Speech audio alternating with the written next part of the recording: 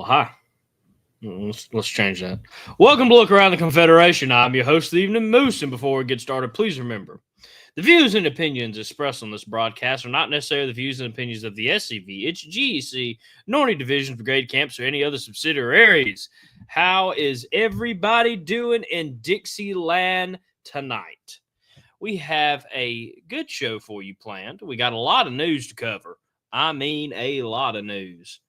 Y'all blew up the email this week. Keep up the great work.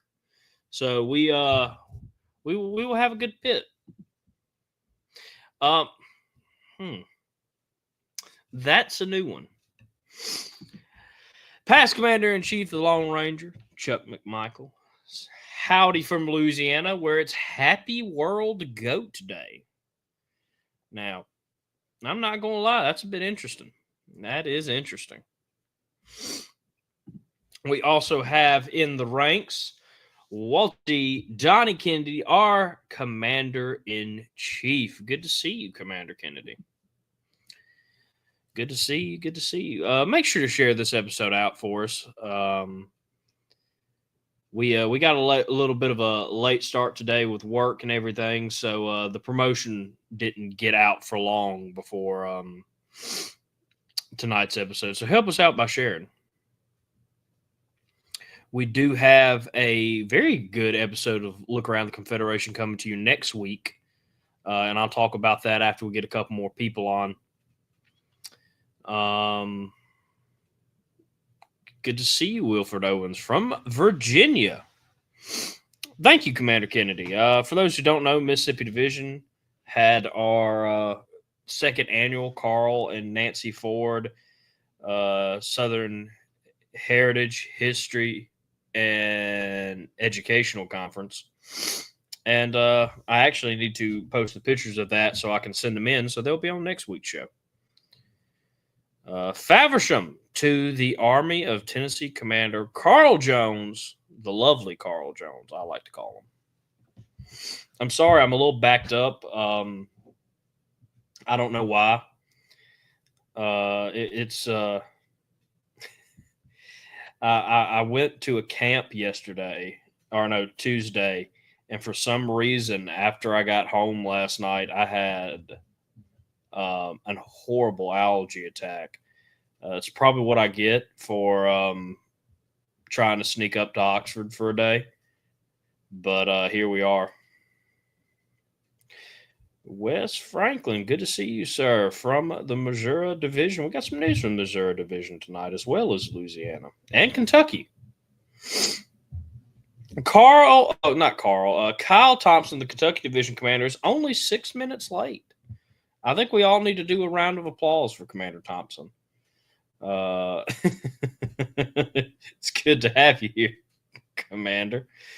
The heat, I guess, messed up with my sinuses. I was doing so well. I have awful allergies for those who can't tell when I'm at an outside event and I look like I'm, about to be called home.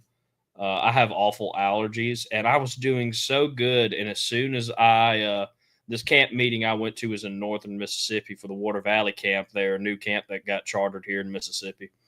And I wanted to go there chartering because I know the camp commander and camp adjutant very well. Close friends of mine when I was at Ole Miss, just first breaking into this heritage fight. So I went up there and I was like, you know what? I'm so close to Oxford. Let's let me just sneak up here for a day. And I woke up Wednesday and oh my gosh, I can barely breathe. My head is pounding. It is been a rough couple days. Allergies just mess me up. I'm hoping to get through the show without sneezing 15 times. That's the goal. Audrey is helping me out with allergies. She's looking out for me. But yeah, no, I don't know what it was, but as soon as I got home from that camp meeting, as soon as I walked in the place I was staying, I just could not stop sneezing. I told my friend it was because he needs to clean up his house. But and yeah, no, I did. I meant to wear, and I just got rushed to get the show together and didn't change. But I was actually going to wear my fantasy football shirt because that's what I did yesterday. I drafted my fantasy football team, and my team is actually named, or partly named after a camp here in Mississippi, the Calhoun Avengers camp. So it's the Mississippi Avengers. I'm still trying to think of a good Confederate mascot for the fake Mississippi Avengers team of mine. We take fantasy football very seriously in my neck of the woods. Um, so we all have interesting names for our teams. I think I'm the only one that was a history nerd enough to name it after a SEV camp, but um, it got rough yesterday in Upper Mississippi. We were all yelling at each other. But let's see here. Corey Hill, good to see you from Tennessee. Tom Wood, good to see you from Tennessee. We got some news from Mr. Wood tonight as well. And of course, we got past Commander in Chief Jason Boshears, the mighty T Rex of the South. Good to see you, sir. Good to see you. My mascot could be Dancing Cornbread.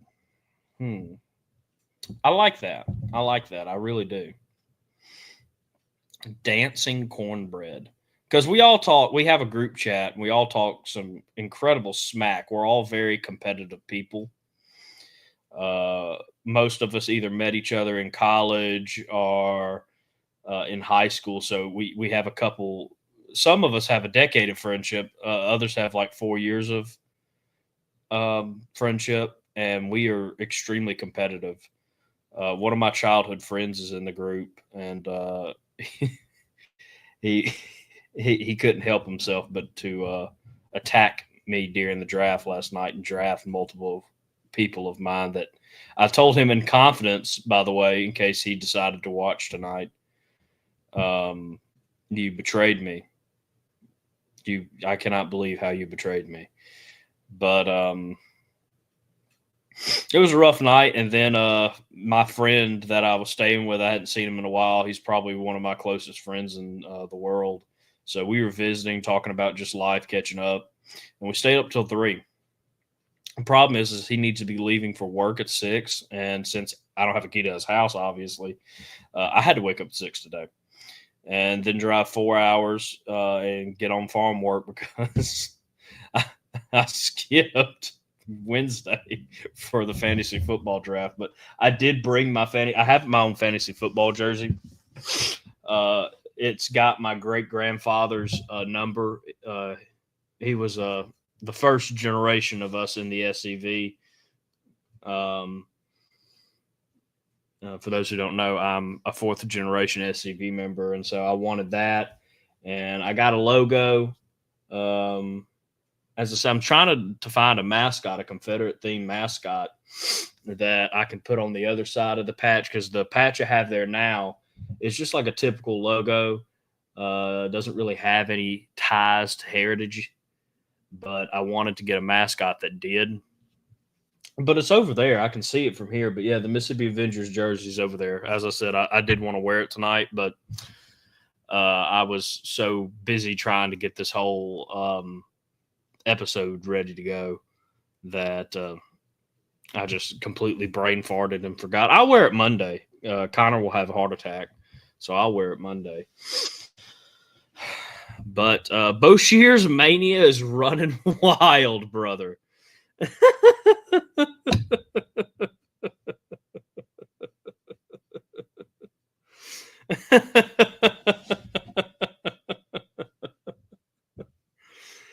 All right, that got me. That got me.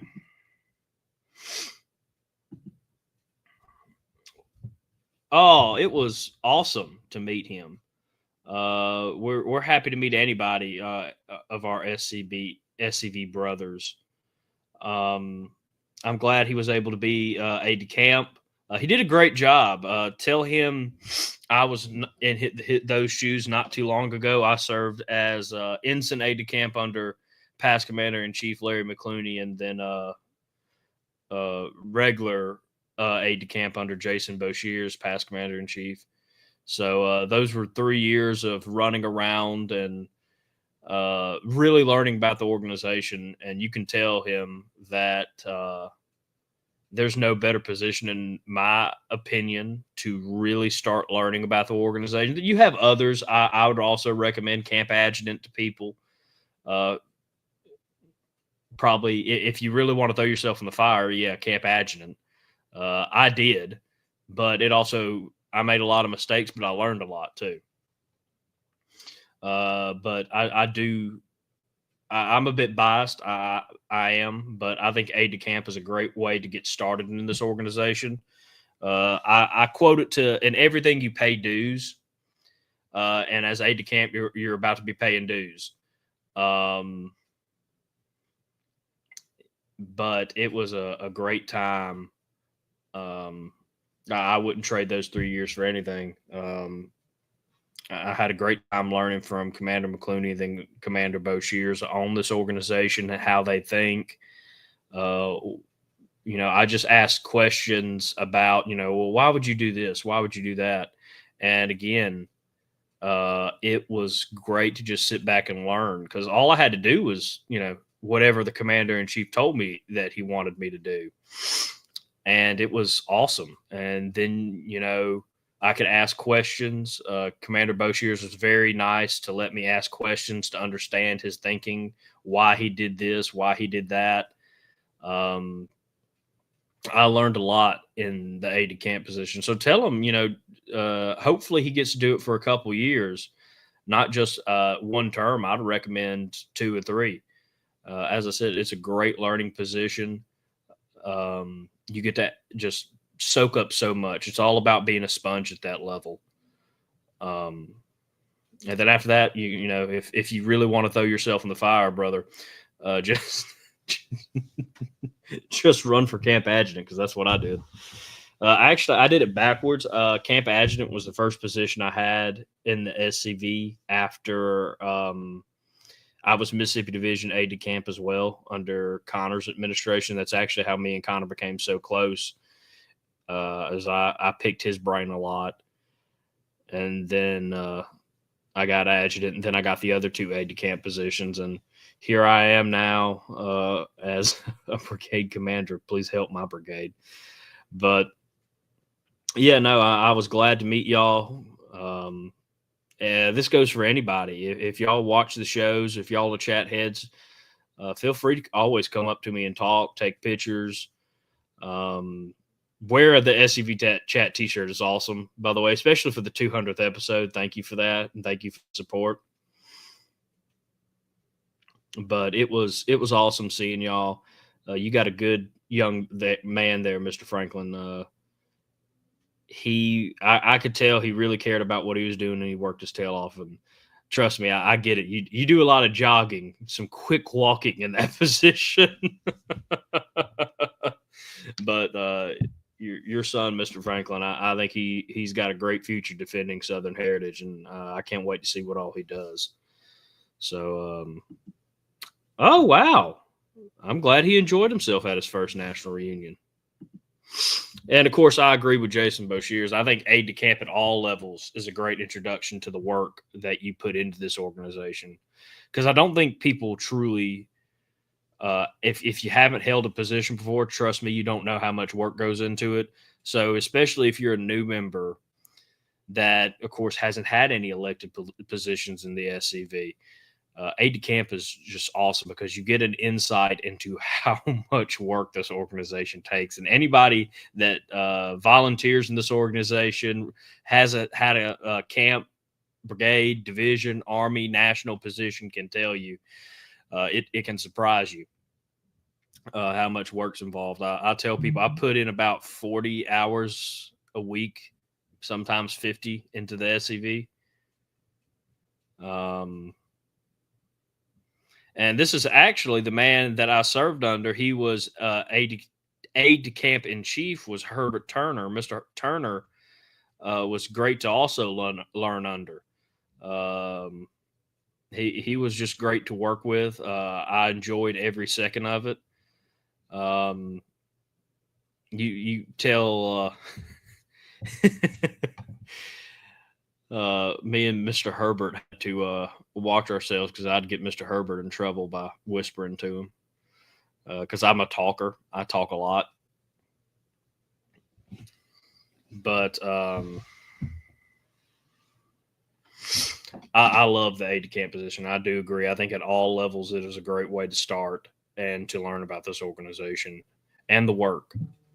Um, Again, highly recommend it. You're going to learn a lot. And it's a great launching pad because after you get done with even just a term of service as aide de camp, you've learned so much. But greetings from Shreveport, Alan. Good to see you. Camp 1308. We'll be talking about y'all a bit later. Oh, y'all be in Kentucky too. Awesome. Yeah. Come up. Let's talk for a bit. Yes, Victor, I was. Yes, I was.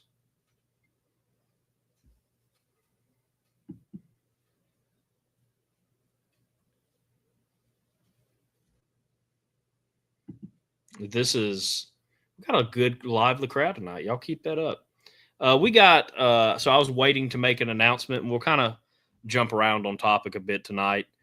Um, we were going to have Donald Smith on to talk about something going down in Arizona that is going to be extremely interesting. He is the media officer for the Arizona division. And we'll talk about this again. I'll make this announcement a second time as the show goes on. But Officer Smith, me and him kind of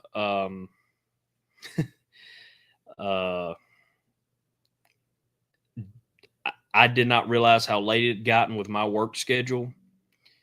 And we had to push it back a week. It's on me. But I think it's going to be a great episode. So check out Look Around the Confederation next week when we have Donald Smith on again, media officer for the Arizona division. Just one of those things that happened. I didn't see his message until it was too late. And by that time, the show was already, fully planned, fully everything uploaded. It was just too close to change the direction of the car at that time, if that makes sense. If you've ever passed by a turn going, 75, you know what I'm talking about. But he'll be on next week. I'm really looking forward to you coming on, Mr. Smith. So everybody share that out. I want next week for us to have a very big crowd because it's a very interesting thing that he's going to talk about. I'm not going to spoil it just yet. So check us out on Facebook and Instagram for the announcement. So I will put this out there for Mr. Smith. That picture threw me off. Sorry. But go check out the opinion piece he wrote today. I haven't had a chance to write it. I just saw it myself. But either way, he's getting us out there. So keep up the good work. Going back to Tom Wood, we start our camp officer staff members as aide-de-camp positions. That's a wonderful idea. I might actually steal that from you. Just gonna steal that real quick.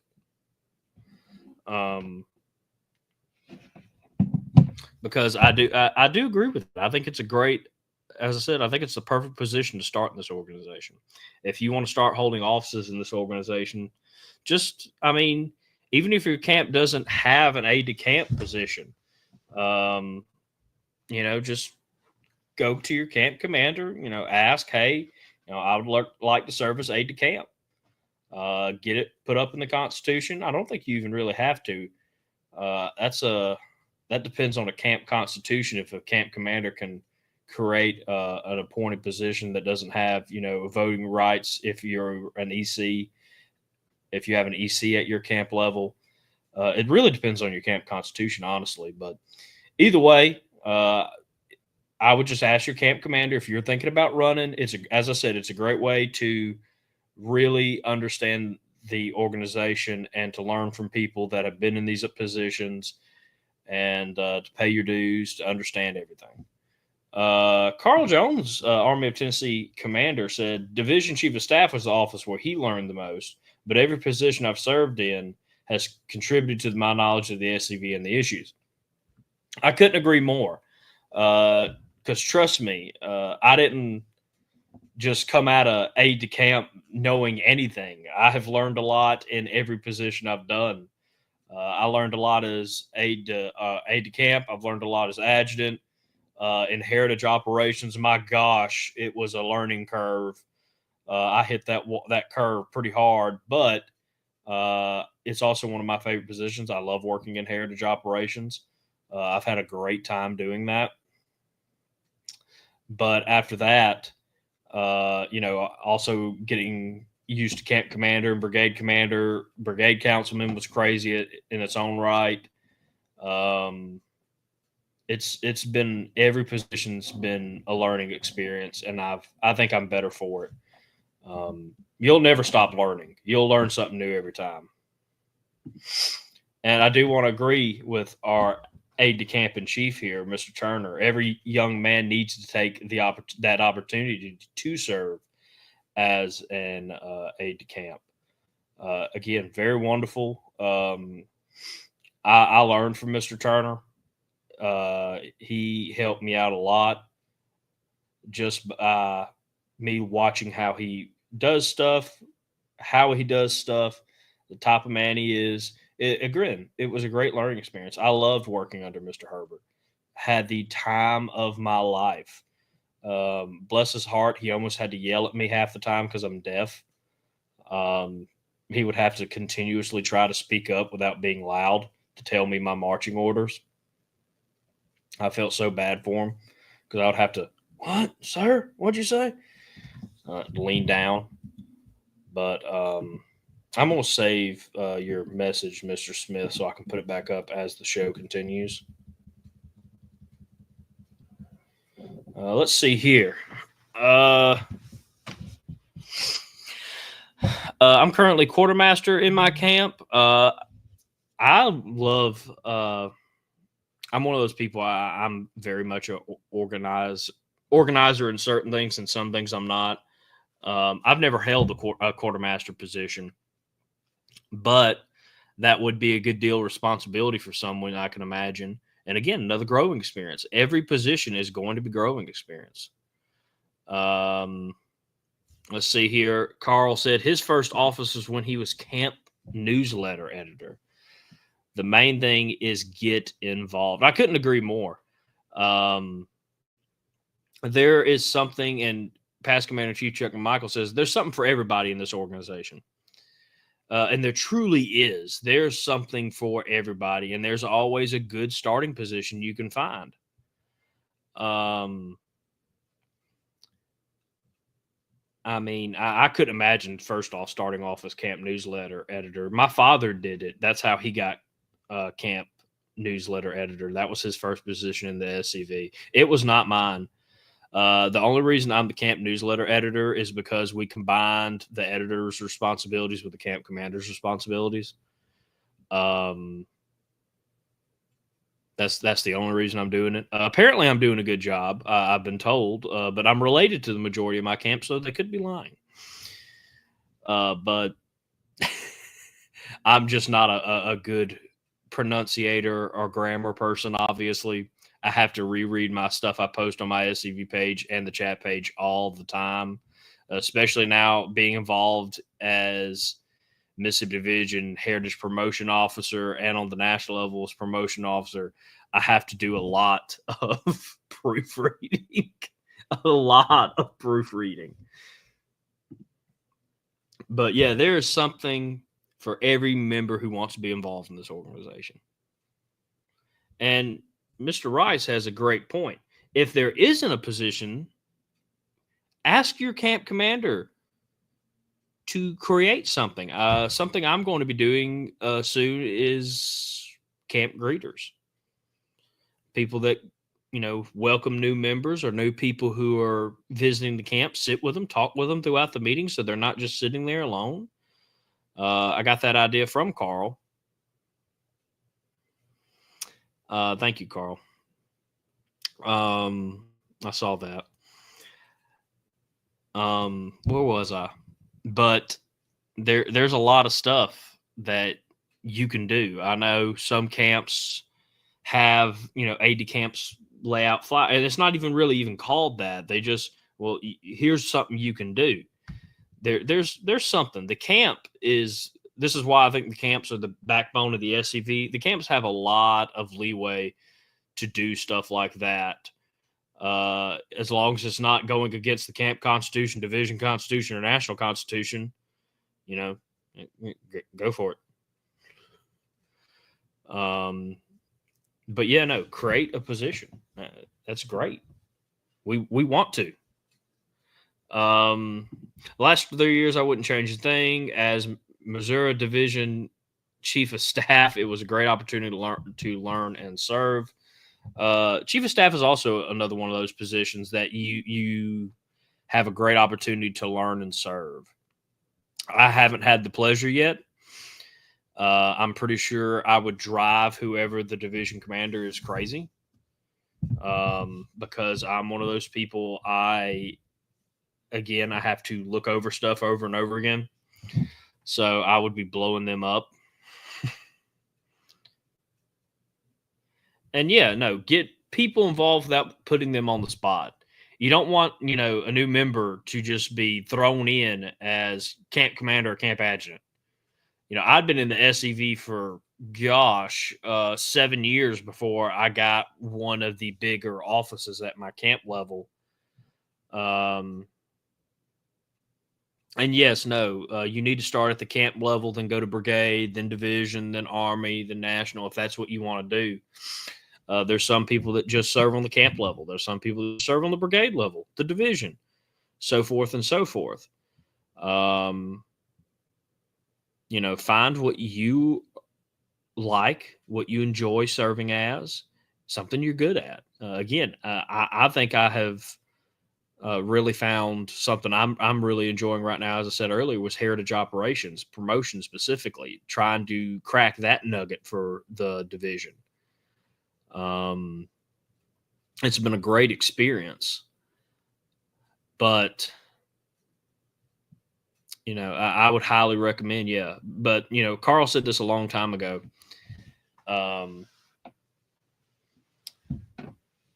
You get as much out of this organization as you put in. Doing these positions, yes, it's a lot of learning. It is about a lot of getting some experience, are keeping your division commander from going crazy, which is an official responsibility of the chief of staff. I basically had to do it for Connor too. He had his chief of staff and his aide de camp from keeping him from going crazy. Bless that man's heart. But those two are, I think, are some great positions to get into, start learning. Pronounce it. I hate you, Carl. Whatever that is, I'm not even trying.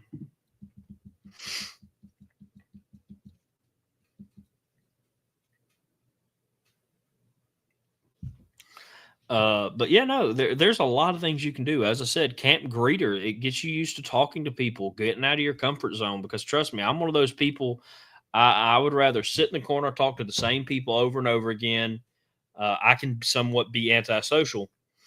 So, that would have been a great position for me when I was younger. Getting the flags. Dad, a lot of the times, I helped to load and set the camp meeting. It wasn't an officially created position, but it was stuff I did similar as aide de camp. So I got to talk to Dad about the meeting, what his plan was for that night as camp commander. Why did he think this was the best decision? Why did he do this? Why did he do that? And it was a great learning experience. At the time, I wasn't even interested. I was just asking questions because I was generally curious.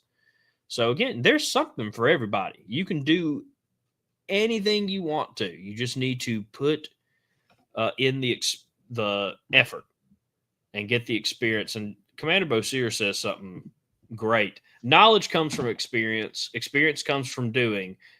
Doing starts with being involved. And that is perfect. Some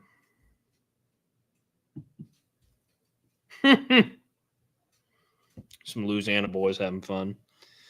I like camps with name tags and tags for guests. That is a great idea. Yeah, that is a great idea for a camp. I'm notorious being awful with names. I forgot my own cousin's name one time, and I was at her wedding when it happened. Note, I've known her since childhood. This wasn't like a distant cousin. This was someone I saw every Thanksgiving and Christmas, and I just had a brain fart and could not remember her name. I'm awful with names. I'm better with faces. Just one of those things about me. But name tags would help everybody because, sometimes you're like, oh, I don't know his name. And you know the secret, if you don't know someone's name in the SCV, just yell Commander. And there's about 50% he'll turn his head around. Everybody, a lot of people have the title Commander in this organization. But yeah, no, that's a great idea from our Commander-in-Chief. I hadn't even thought about it. That's why I like talking about stuff like this, get ideas. Again, I'm related to 90% of my camp, and I've known them since I was a child, so normally I'm pretty good. But yeah, no, get involved. That goes for anybody of all ages. I know someone tried to discourage me from being aide de camp because I was too old. They told me that was a that was a child's position. A cadet or someone that's just got out of cadet. I disagreed a lot. There's 3 levels to an aide de camp. You have the head aide de camp, an aide de camp, and an ensign aide de camp.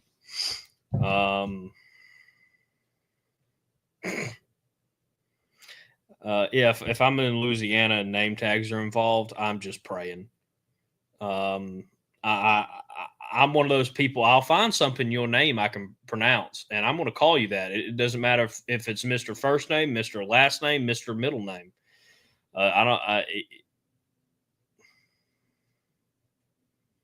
Yes, sir. They told me on the national level that I was too old to be an aide de camp. They also told me that on the division level when I was aide de camp for the division commander. I was aide de camp on the division level for 4 years and aide de camp on the national level for 3 years. And they told me, I was too old. And I told them that I don't understand why they say that.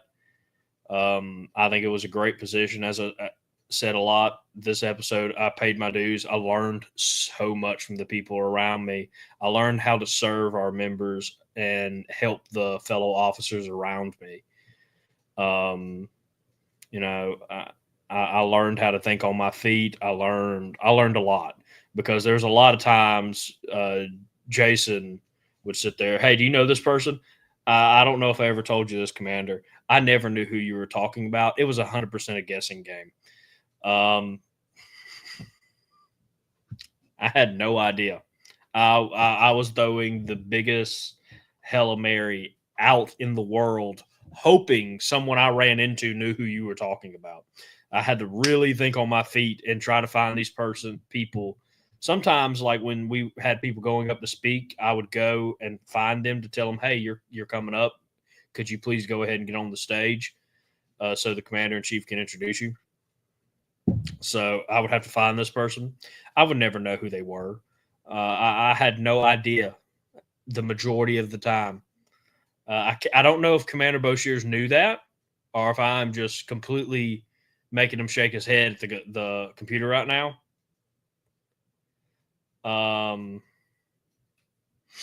Yeah, no, I agree. It's weird that someone criticized me for being an aide de camp on the national level.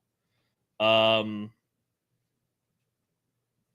yeah, Charles Arrays was like, I was chief aide de camp at the national level at 43 years old. Uh, heck, I was 21 when I became division head aide de camp.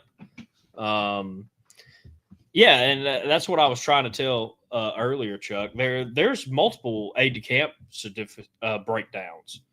Um, there's head aide de camp or aide de camp in chief on the national level. I was head aide de camp at the Mississippi level. I was in the middle, just called aide de camp on the national level. Fun fact: during Larry's term as commander in chief, someone thought I was 11, and they put me as ensign aide de camp.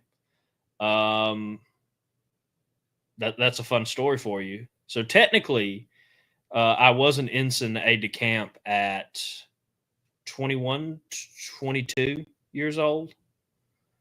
And that is one of the ones that are made for younger people. I do like to mess with people about that. I was like, ah, man, I rose through the ranks.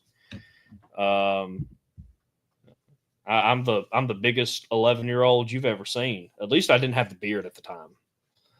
Um, I will be 70 this year and have always been proud to serve.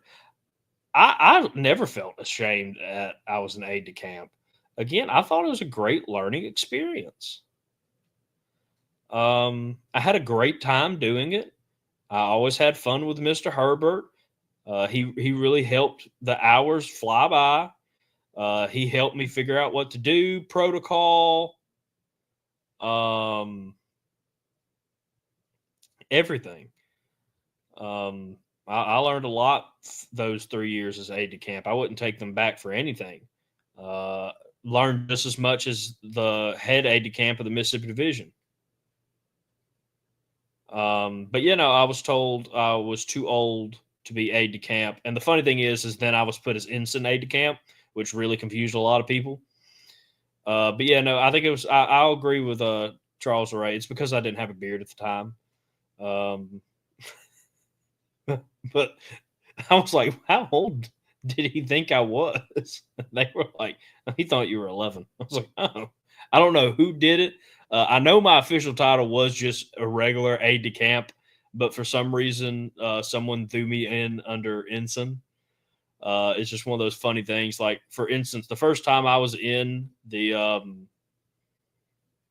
Jeff Davis Legion, which is the Mississippi Division newsletter, I was Forrest S. Dawes Jr. I am a Forrest, but I'm not a junior. Actually, I'm the only person that Forrest is my middle name. So it was funny. But yeah, I agree with Mr. Chris. No one should be told they're too young or too old to serve. Being dismissive of members is a quick way to lose a member and make them inactive. I do agree with that. Um, you know, I felt like I was 19, 20. I was the perfect age to start learning. I'd been a cadet. I had been a member of my camp for, 7, 8 years at the time. So I thought I was at a great age to start learning about this organization, because for a long time I didn't want to serve anything outside of my camp. I didn't even really want to serve on my camp because I was unsure of myself as an officer, as a leader. Back in the day, I just did not want to be in leadership roles or any role. You tell me what to do, I'll do it. I'll go out and clean graves. I'll go out and reenact. I'll do this. I'll do that. But I didn't know if I was officer material. I still don't want to lead. I just keep getting these positions. I honestly don't know how it happens. But I was very unsure of myself, and I think that's probably what stopped me from doing a lot when I was younger. Is I was just very unsure of myself. That and as a high schooler, I was very dedicated to basketball. Um, and so that kind of cut into a lot because you had summer practices, you had football practices, then you had the actual season, and then after like a month or two, you start practice back up. Um, But yeah, no, I was very proud to serve. I don't understand why I was getting racked. This member didn't particularly like me anyway. I'll go ahead and say it.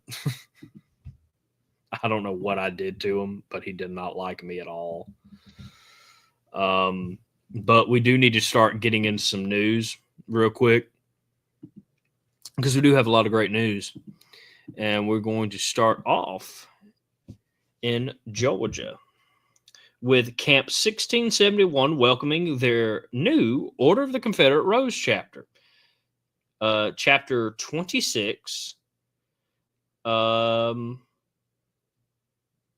was chartered this past Saturday. Amanda Cannon is the first ever chapter president. Congratulations, President Karen. I said Cannon, didn't I? President Amanda. Stick with what I know. Congratulations to the ladies involved. Great to see the Order of Confederate Rose chapter get started up. I hope you and Camp 1671 have a very long working relationship, and y'all both have great success in defending the cause. Good luck, and thank you. Starting a chapter, starting a camp, that's some great news right there. That makes me smile. And now we actually go to Louisiana with the August meeting of the Lieutenant General Richard Taylor Camp 1308 of Shreveport, Louisiana, as the members display the national awards received at, of course, the 2025 National Reunion. The Scholarship Award, the Newsletter Award, and the ATM Superior Camp Award. Wow. That is stacked. Whoa. Camp 1308 is on a roll. Everybody watch out. Congratulations. I know the camp works very hard. I'm glad y'all won. I'm coming for that newsletter award next year, by the way. I don't know if that was an Army one or a national one, but I'm coming for it. I'm going to enter in it. I got you. Just wait. I'm coming for you.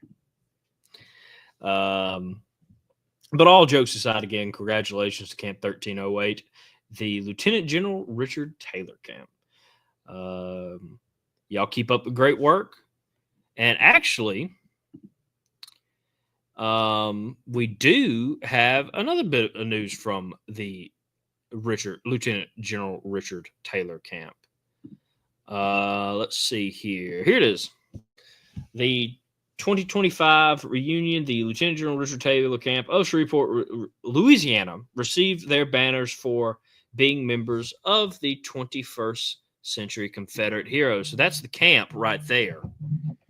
But I do want to say the pictured members with the banner are some of the camp members that also belong individually to the 21st Century Confederate Heroes. So that is just wow. I mean, count that out. So you have the camp 1, 2, 3, 4, 5, 6, 7, 8, 9, 10, 11. These gentlemen stepped up.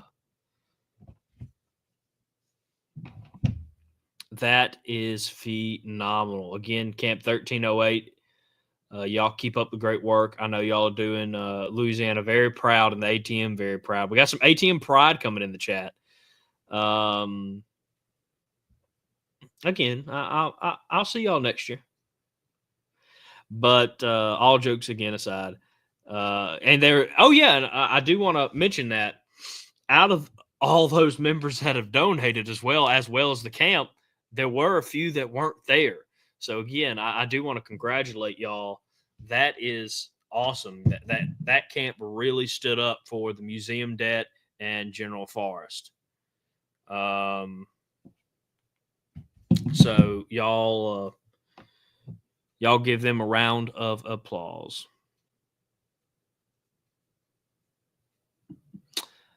That is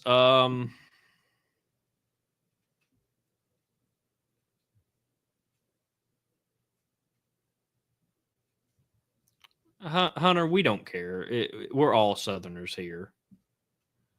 Um, Stuff like that is lies. We don't care about that type of stuff. Lowy makes a great point. Every camping division should have a public relations officer or designated person to handle press releases and talk to the media. Very important position. Very important who takes that position. But if you want to model after the national organization, we do have a public liaison officer, but we also have the chief of heritage operations. I'm one of the people that believe every camp should have and every division should have a heritage officer. I'm on the process of making that position. I'm going to propose an amendment at my camp to make one. Don't know who's going to take it yet, but yes, that is extremely important. I would love to see national, kind of like what we do with the commander and adjutant training, do some training for an officer like that. I think we do technically have one. I don't want to put words in y'all's mouth, so please tell me the commander in chief is still here. I think this would be a great event to go to September 6th at SCV General Headquarters in Columbia, Tennessee, is the Confederate Legion training. So they will be talking a lot about heritage operations. And my opinion, again, as Moose, of course, I don't represent anybody but myself here. I think that falls under heritage. But again, National has a promotions officer and the National Chief of Heritage Operations. So I think both of those positions would work together, but I don't have the National Constitution in front of me to tell you what the outline duties are. So I know we got some national officers in the chat if they do want to help me out here. But again, that's a great point, though. That's one of those positions that, again, you would have to have someone that is trained. Because trust me, public relations is a nightmare because apparently, I didn't realize this. It is my responsibility as the camp commander to handle the Samuel H. Poe camp's press. I've never done that before. So I'm desperately waiting for my a heritage operations officer to be appointed. We all have things we're good at. Obviously, if you've heard me talk, I like talking, but I'm not the greatest talker with my pronunciation problem. And also, I sometimes get things switched in my head and I say something that I didn't mean to say. I called the dishwasher today a cabinet. I can't explain how the Lord made my brain, but I do know I make everybody laugh. So maybe that's why he did it. If so, that's awesome by me. I like making people laugh. But yeah, no, I agree. I think that position is an extremely important position that everybody needs to have. And that person needs to be ready, trained, and understand media, social media, how to handle the press. Extremely important. Yes. Understand PR. Definitely understand PR. Well, Hunter, I'm happy I made you feel better. Again, God bless the South. I'm glad you're here. All you need to join the SCV is a Confederate ancestor. We got a great genealogist that could hopefully find you a member, a ancestor. If not, we have the Friends of the SCV. And you can find a camp. You can go to meetings. You can help out. Of course, you can't run for offices or vote, but you get the Confederate Veteran Magazine. Let me know if you need any help, Hunter, and I'll see if I can find a camp close by you. But let me get back to the news. Some of you national people, let me know what you think.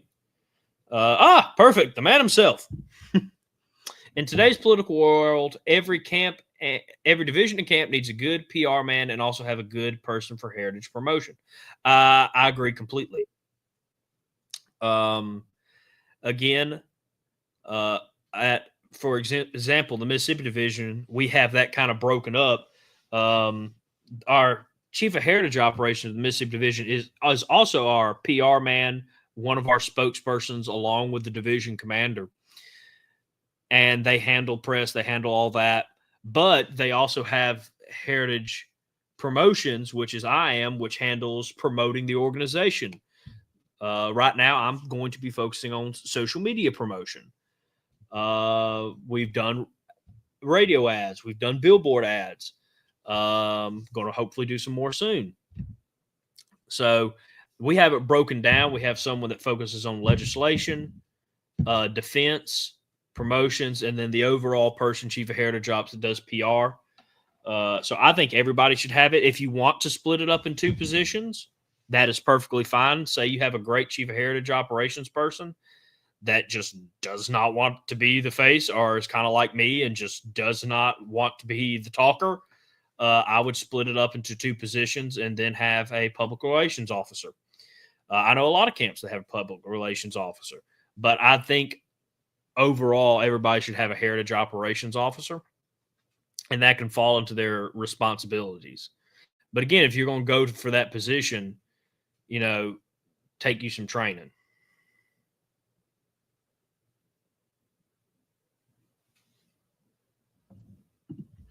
At all our camp and division events, we have a designated spokesman for any press that might be there. Yeah. So we did that for our camp. Again, that kind of got put into the camp commander's responsibilities at my camp. I do want to separate that. But the division also does that. Again, ours is our division commander and chief of heritage operations. Yeah, and so I wanted to point that out earlier. I was just making sure I wasn't putting words in your mouth, Commander. But yeah, no, this would be a great opportunity for those who want to do that. And amen. Say it louder for the people in the back.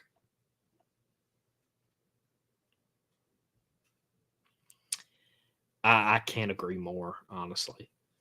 Of course, so social media is my thing. It's one of my main focuses as Heritage Promotions Officer of the division. In my camp, I'm going to be doing that. Heck, I do it for the 5th Brigade, my brigade. I do it for I do it a lot. I'm on a lot of social media accounts. It drives me crazy. If you notice, there's one thing I'll enjoy doing more than anything is putting my phone down, or not being on social media. But it is extremely important in this world, and I have been blessed with a decent understanding on how to use it for the benefit of the organization, how to get stuff out there. So we have multiple episodes on social media. I'm going around talking to camps on social media because that's just one of the topics I'm doing. I tell people, I'm still working on some war between the states topics. But right now, I have what I call SCV topics. I have what I call the SCV first, which we did an episode on, and social media and the SCV. I need to shorten it. I've been told it's a smidge long. I'm working on that. But I truly believe a major key to success for us is going to be social media.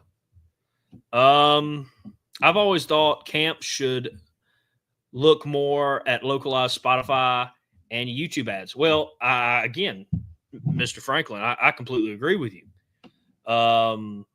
YouTube ads and Spotify ads, you got to think where most people get their information from, or most people watch the TV from now, is YouTube.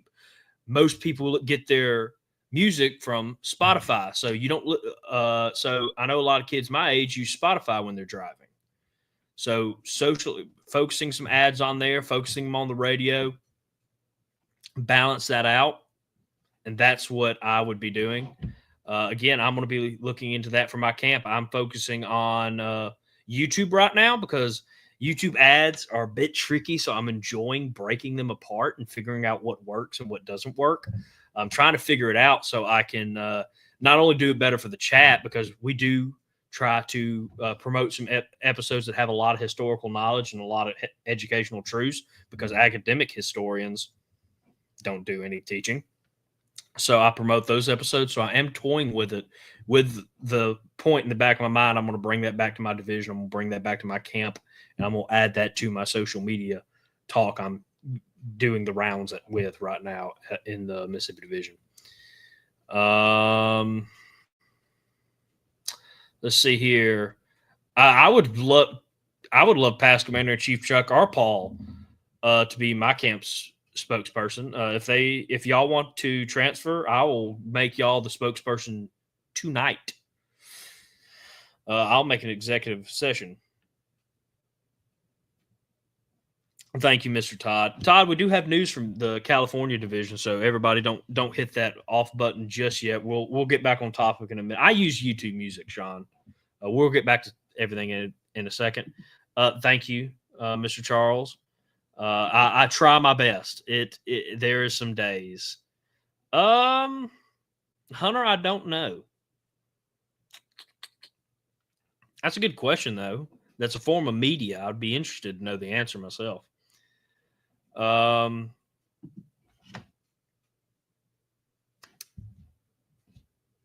active social media page keeps members engaged and is important for retention. I couldn't agree more. It's a major point that I know a lot of our members aren't used to, with the fact that social media, when paired against traditional media, is still very relatively young, but it has just boomed out of control to the point where most people spend a lot of their time on social medias. So I think it's extremely important for camps to get out there and to do that. Yes. And divisions. What I do for my brigade, which I guess could be applied to armies and brigades, is I post good things that my camp have done in the community. The whole thing for my 5th Brigade page is to point people to the camps that will educate them, that will show them what we do. I use my 5th Brigade page as more of, this is promotion for the SEV. This is what we're doing. And if you want to find out more, please reach out to this camp. Please reach out to this camp or the Mississippi Division. I made a post the other day just testing out some PR ideas and stuff, and it did very well. I'm going to run that as an ad. But I'll double your pay, Chuck. If you transfer to my camp, I will give you 2 times your normal pay right now in the SCV.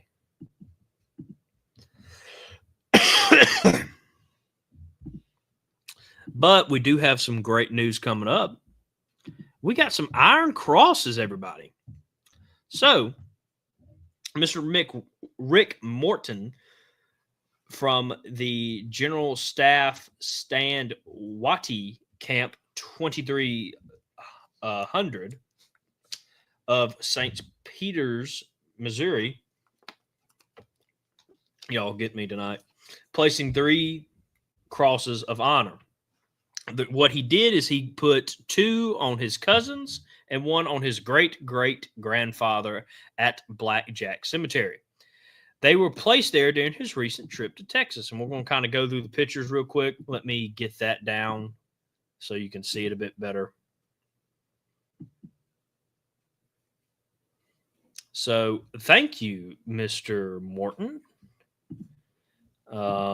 Great work. It's always good to give our heroes the crosses of honor. I'm looking forward to trying to get out this year and put a bit more money into getting some Southern crosses of honor to place them at veterans' graves. My dad a couple years ago put a lot on some of our family members that didn't have them, that served. I'm going to try to hit up a good bit of people in Wayne County. We have a lot of our veterans still here that don't have anything depicting their military service. So I at least want that Southern Cross of Honor next to them to depict that.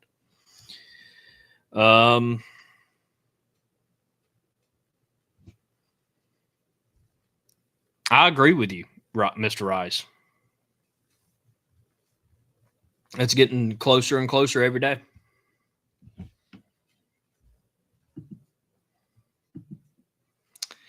Next bit of news. All right, we're going to go to Kentucky now. And Kentucky sent a lot of pictures. So Kyle, I couldn't put all of them on. I already put more than I usually put on for people. But you did have a lot of great photos, and I wanted to make sure I could recognize as many people on the show as possible. But this is kind of a group picture of a Confederate memorial service at Fort Donelson National Battlefield in Dover, Tennessee. And I'm just going to go through some of these pictures real quick. Actually, let me put this one back up and read this real quick because it was a great turnout. They had over 120 people in attendance, with the Kentucky, Tennessee, Mississippi, and Alabama division all having representatives there. Greeting was brought by the Kentucky division commander, Kyle Thompson, and Tennessee 1st Lieutenant Commander, Rich Garcia.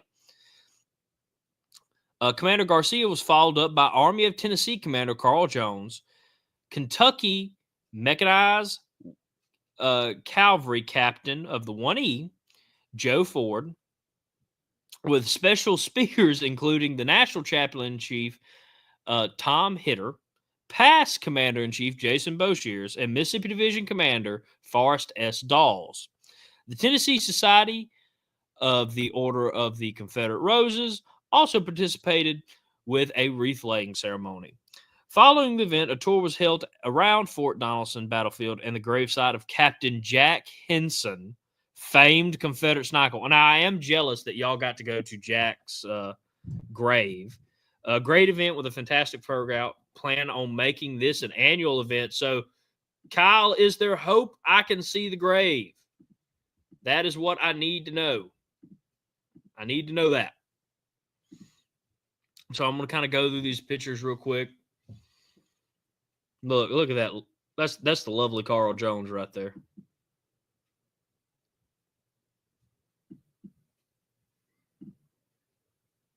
Let's see here.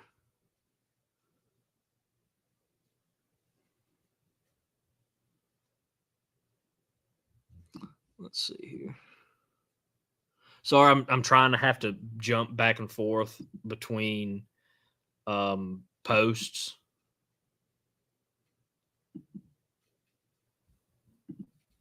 Let's see here. Yeah, and I do want to talk about this, and I believe so I have a bottle opener version. So it looks something similar to this. And it is, as you can see, very good look. Mr. Todd also made this. It's got my ancestor, his cavalry company, and of course the state, and I put some Southern Crosses of Honor on it. I got one for meetings and just for everyday use. Check out, look at you. You even got your business on here. 31st Regiment Engraving. That's an unofficial sponsor plug. But yeah, Tennessee or Kentucky looked like that was a phenomenal event. Phenomenal. But real quick, in California, we're using Grant tiles with the engraved cross on them and set them in concrete. That way they don't disappear. I still think people should do that 100%. If you're having a problem with your Southern Crosses of Honor being stolen, do that. And Todd is a great contact. Again, he makes them. So I would definitely reach out to him if you're having trouble in your area, which is just an awful shame that is happening, that people would steal Southern Crosses of Honor. Get one of these. As I said, this is, of course, a bottle opener, but it looks similar to this, engraved. Again, Mr. Todd of the California division does phenomenal work. I will wear the Kyle. That's not even like I wanted to wear the belt anyway. I love the winged eagle. It's one of my favorite designs of the championship belt.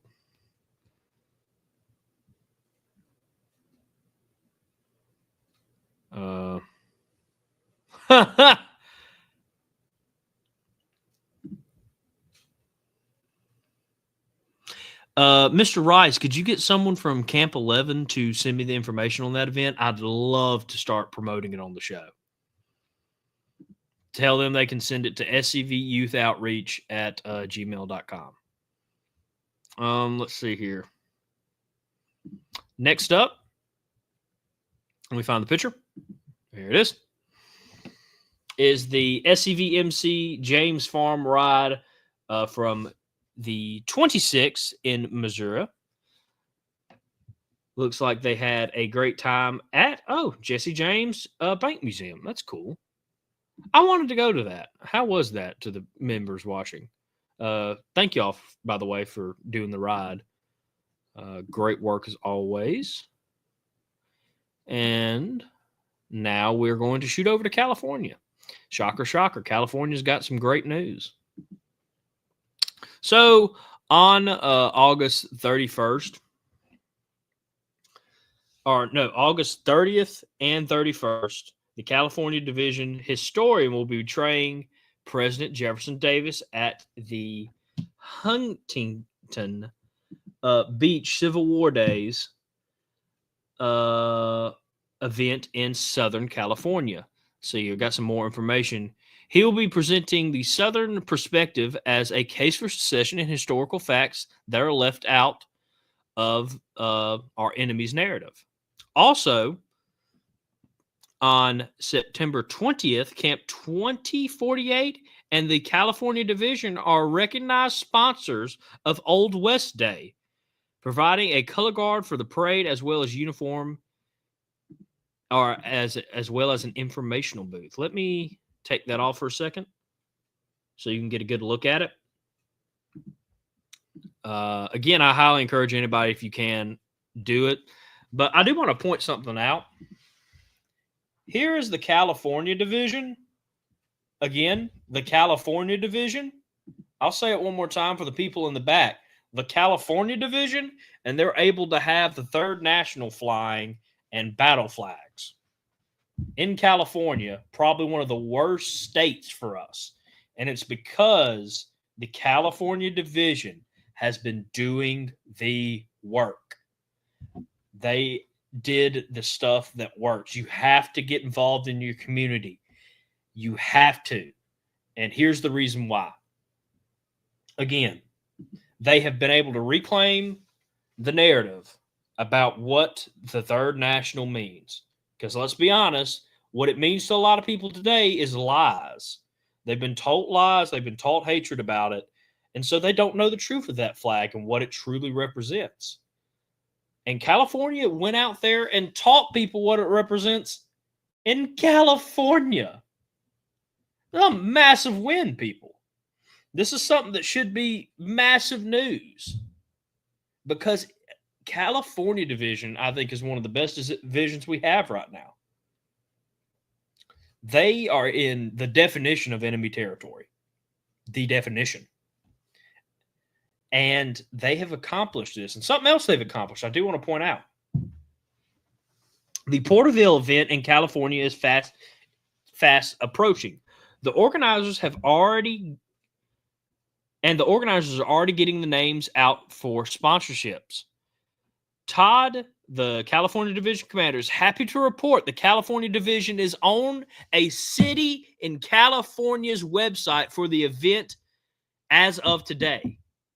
This is shaping up to be a massive heritage push for the Central California area. This is a very big event in Central California. I'd like to thank you again for your support for making this happen, with local government officials being supportive of Southern narratives as they are in California. We fully intend to make good use of each opportunity. The division, as well as another camp, Camp 2048, is sponsoring another event as well. They will be providing the color guard for this parade, as well as an informational booth on Old West Day. It will be held September 20th. California people.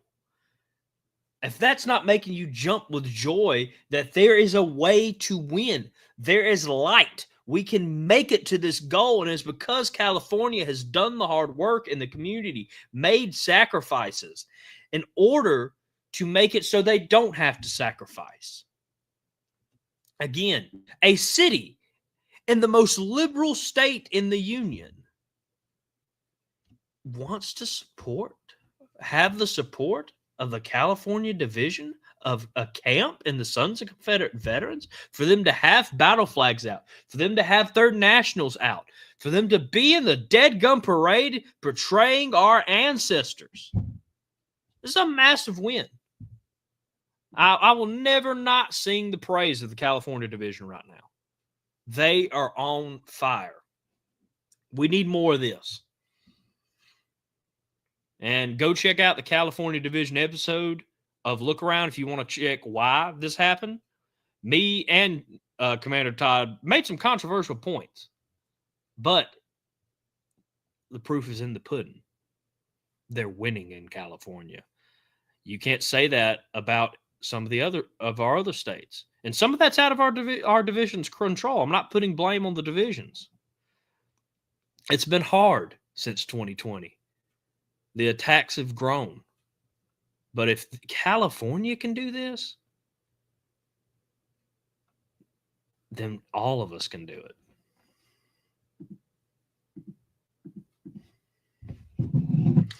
And now we're actually going to go to my state. And let's see here. We actually have Bryce's Crossroads. So, for those who don't know, the Bryce's Crossroad Foundation, with the help of a generous donor from Florida, have, with great pride, placed a monument marker to the 2nd Tennessee Cavalry at Bryce's Crossroads.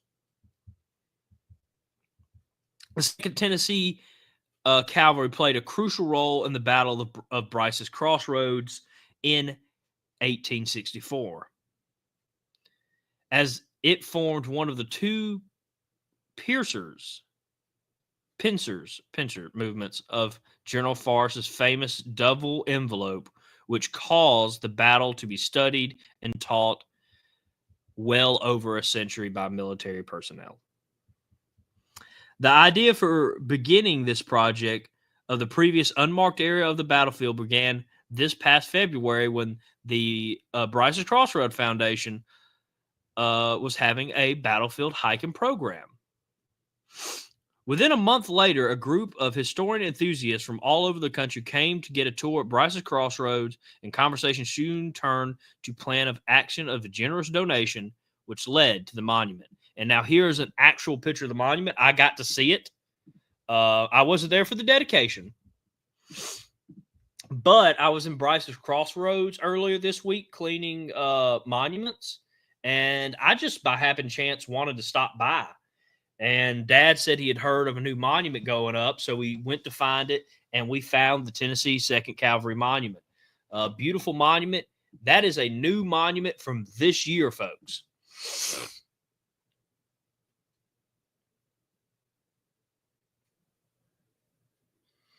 Oh. So that is a massive win. We got monuments going up in Mississippi. I want to thank, of course, the generous donator from Florida, and, of course, the Bryce's Crossroad Foundation, which I hope to actually be talking to them more soon. I don't know if they're watching tonight, the people over at Bryce's Crossroads, but I've been meaning to contact y'all. Don't worry, I haven't forgot y'all, but we will be talking soon. Now, the next bit of news, and we're starting to wrap it up, so don't worry, you poor, poor people.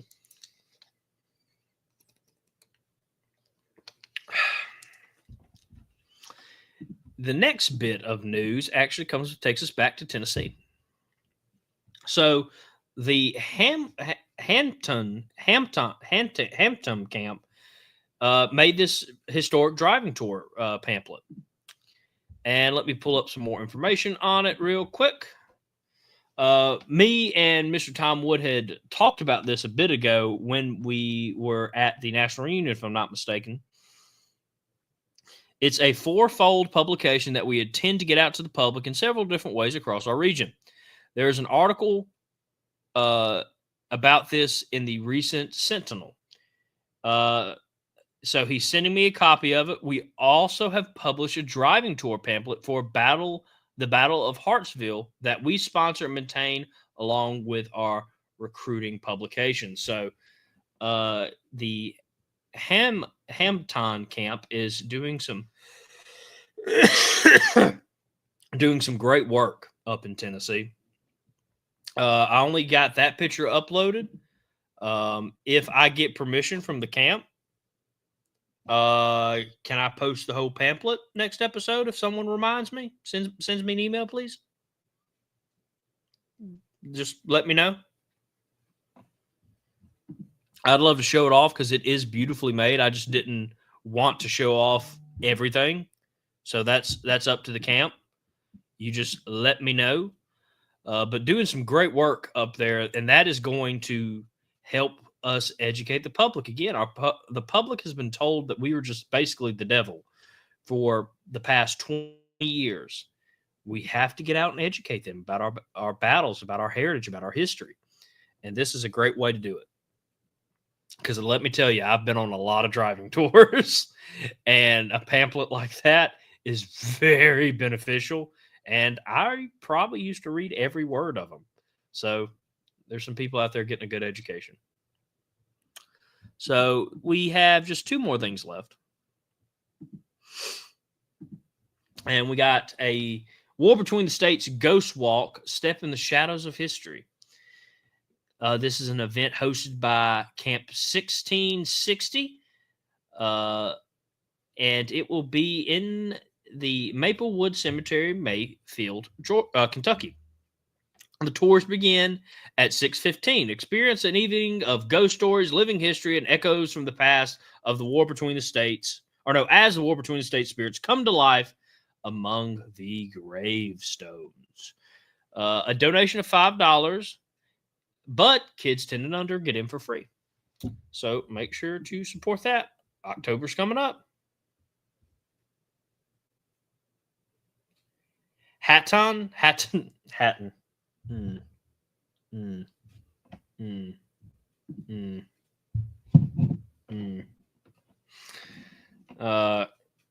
Mr. Wood, let's just act like I said it right. If you just tell everybody at your camp I said it right, I'm sure they'll believe you.